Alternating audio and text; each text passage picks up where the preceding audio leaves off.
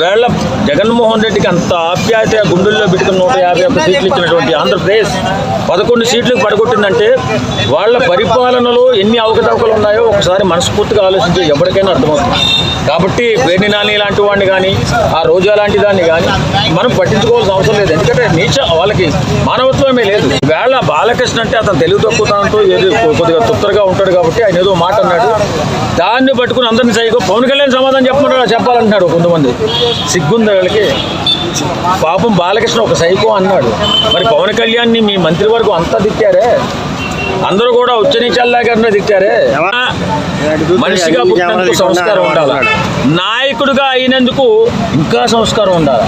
కానీ ఈ మధ్య నాయకులు అయిపోయిన తర్వాత కుసంస్కారాలుగా తయారైపోయి ప్రజల్ని ఇబ్బందులు గురి చేస్తున్నారు.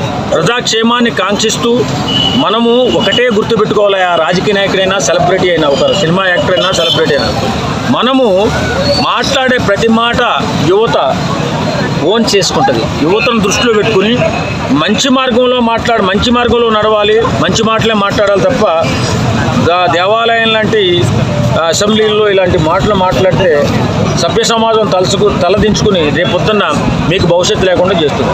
ఇది మాత్రం ఖచ్చితంగా జరుగుతుంది. అది ఎవడైనా కూటమోడైనా లేకపోతే జగన్మోహన్ రెడ్డి పార్టీ అయినా.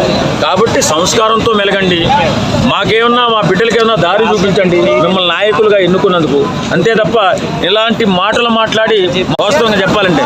ఎందుకంటే రాజకీయాలలో కానీ లేకపోతే జన సమూహంలో కానీ మన ప్రవర్తన ఎలా ఉండాలంటే సాంప్రదాయబద్ధంగా ఉండాలి.